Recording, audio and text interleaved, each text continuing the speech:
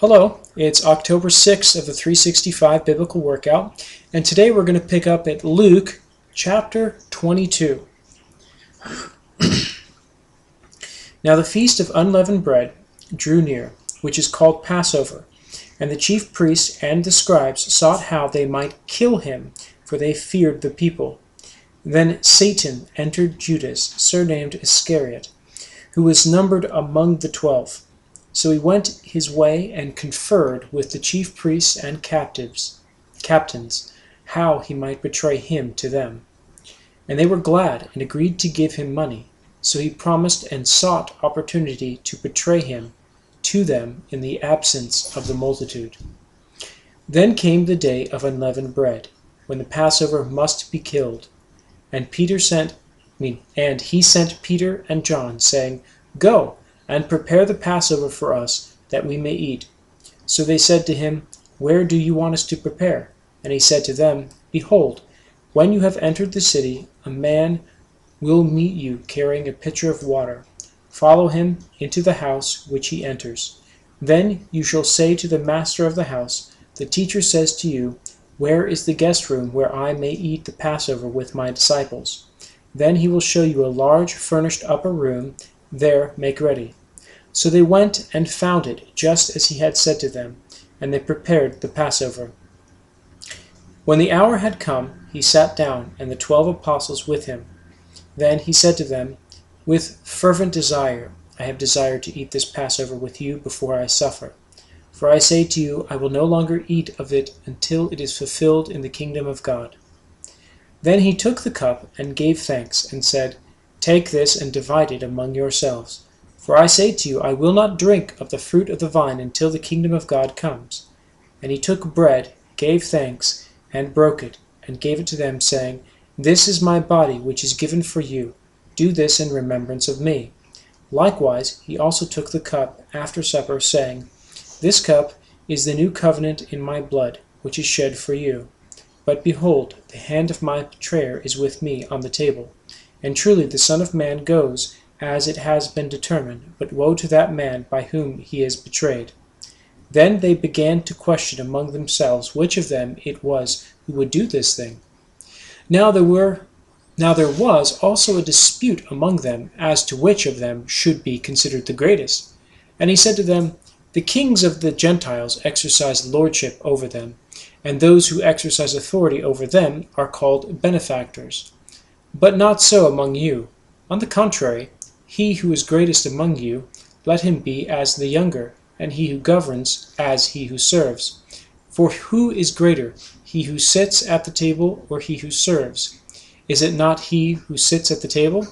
Yet I am among you as one who serves. But you are those who have continued with me in my trials. And I bestow upon you a kingdom, just as my Father bestowed one upon me, that you may eat and drink at my table in my kingdom, and sit on thrones judging the 12 tribes of Israel. And the Lord said, Simon, Simon, indeed Satan has asked for you, that he may sift you as wheat. But I have prayed for you, that your faith should not fail, and when you have returned to me, strengthen your brethren. But he said to him, Lord, I am ready to go with you, both to prison and to death. Then he said, I tell you, Peter, the rooster shall not crow this day before you will deny 3 times that you know me. And he said to them, When I sent you without money, knapsack and sandals, did you lack anything? So they said, Nothing. Then he said to them, But now he who has a money bag, let him take it, and likewise a knapsack, and he who has no sword, let him sell his garment and buy one. For I say to you that this which is written must still be accomplished in me. And he was numbered with the transgressors. For the things concerning me have an end. So they said, Lord, look, here are 2 swords. And he said to them, It is enough. Coming out, he went to the Mount of Olives, as he was accustomed. And his disciples also followed him. And when he came to the place, he said to them, Pray that you may not enter into temptation. And he was withdrawn from them about a stone's throw away, and he knelt down and prayed, saying, Father, if it is your will, take this cup away from me. Nevertheless, not my will, but yours be done. Then an angel appeared to him from heaven, strengthening him. And being in agony, he prayed more earnestly. Then his sweat became like great drops of blood falling down to the ground. When he arose from prayer, and had come to his disciples, he found them sleeping from sorrow. Then he said to them, Why do you sleep? Rise and pray, lest you enter into temptation. And while he was still speaking, behold, a multitude, and he who was called Judas, one of the 12, went before them and drew near to Jesus to kiss him. But Jesus said to him, Judas, are you betraying the Son of Man with a kiss?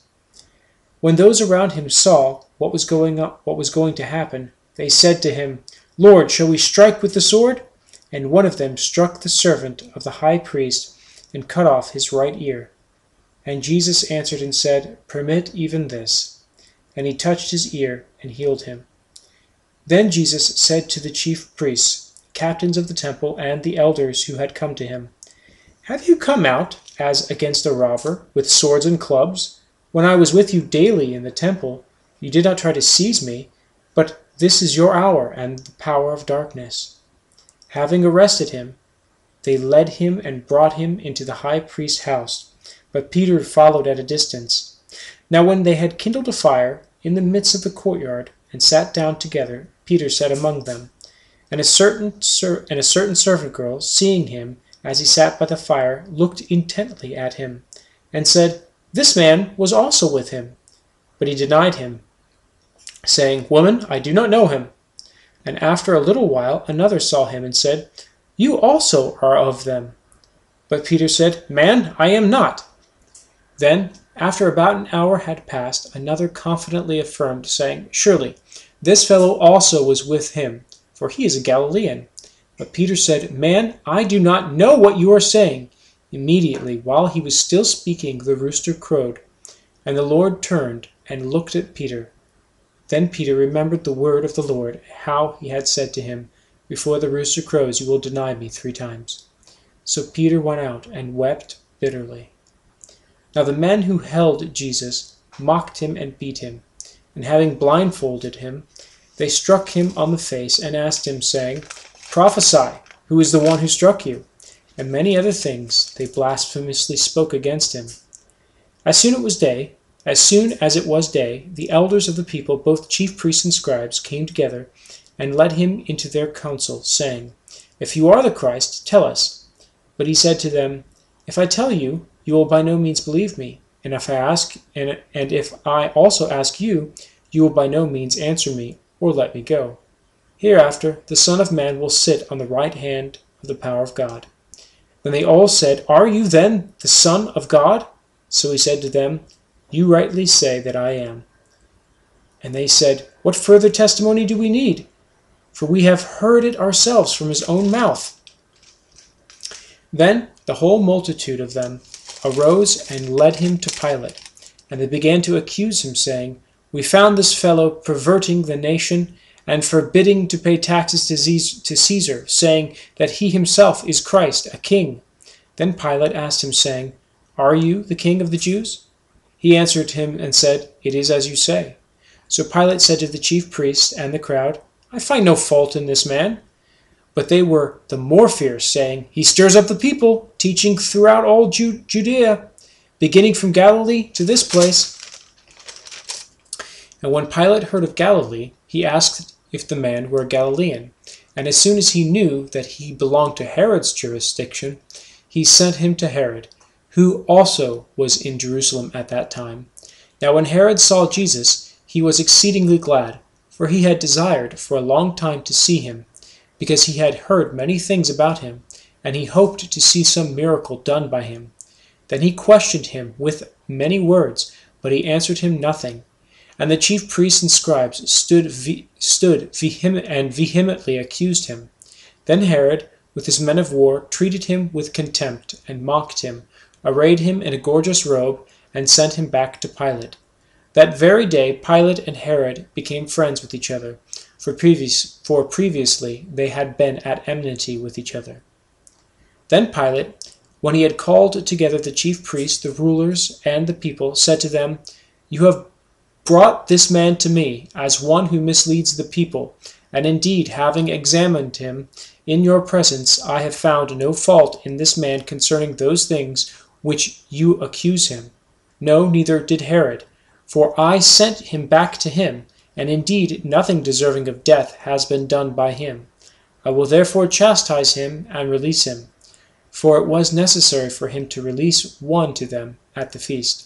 And they all cried out at once, saying, "Away with this man, and release to us Barabbas, who had been thrown into prison for a certain rebellion in the city, and for murder." Pilate therefore, wishing to release Jesus, again called out to them, but they shouted, saying, "Crucify him! Crucify him!" Then he said to them the third time, "Why? What evil has he done? I have found no reason for death in him. I will therefore chastise him and let him go." But they were insistent, demanding with loud voices that he be crucified, and the voices of these men and of the chief priests prevailed. So Pilate gave sentence that it should be as they requested, and he released to them the one they requested, who for rebellion and murder had been thrown into prison, but he delivered Jesus to their will. Now as they led him away, they laid hold of a certain man, Simon, a Cyrenian, who was coming from the country, and on him they laid the cross that he might bear it after Jesus. And a great multitude of the people followed him, and women who also mourned and lamented him. But Jesus, turning to them, said, "Daughters of Jerusalem, do not weep for me, but weep for yourselves and for your children. For indeed the days are coming in which they will say, 'Blessed are the barren wombs that never bore, and breasts which never nursed.' Then they will begin to say to the mountains, 'Fall on us,' and to the hills, 'Cover us.' For if they do these things in the green wood, what will be done in the dry?" There were also 2 other criminals led with him to be put to death. And when they had come to the place called Calvary, there they crucified him, and the criminals, one on the right hand and the other on the left. Then Jesus said, "Father, forgive them, for they do not know what they do." And they divided his garments and cast lots. And the people stood looking on. But even the rulers with them sneered, saying, "He saved others. Let him save himself, if he is the Christ, the chosen of God." The soldiers also mocked him, coming and offering him sour wine, and saying, "If you are the king of the Jews, save yourself." And an inscription also was written over him in letters of Greek, Latin, and Hebrew, "This is the King of the Jews." Then one of the criminals who were hanged blasphemed him, saying, "If you are the Christ, save yourself and us." But the other answered, rebuked him, saying, "Do you not even fear God, seeing you are under the same condemnation? And we indeed justly, for we receive the due reward for our deeds, but this man has done nothing wrong." Then he said to Jesus, "Lord, remember me when you come into your kingdom." And Jesus said to him, "Assuredly, I say to you, today you will be with me in paradise." Now it was about the 6th hour, and there was darkness over all the earth until the 9th hour. Then the sun was darkened, and the veil of the temple was torn in two. And when Jesus had cried out with a loud voice, he said, "Father, into your hands I commit my spirit." Having said this, he breathed his last. So when the centurion saw what had happened, he glorified God, saying, "Certainly this was a righteous man." And the whole crowd who came together to that sight, seeing what had been done, beat their breast and returned. But all his acquaintances and the women who followed him from Galilee stood at a distance, watching these things. Now behold, there was a man named Joseph, a council member, a good and just man. He had not consented to their decision and deed. He was from Arimathea, a city of the Jews, who himself was also waiting for the kingdom of God. This man went to Pilate and asked for the body of Jesus. Then he took it down, wrapped it in linen, and laid it in a tomb that was hewn out of rock, where no one had ever lain before. That day was the preparation, and the Sabbath drew near. And the women who had come with him from Galilee followed after, and they observed the tomb and how his body was laid. Then they returned and prepared spices and fragrant oils, and they rested on the Sabbath according to the commandment. Okay, well, we're going to end right there, and tomorrow we'll pick up at Luke chapter 24. Until then.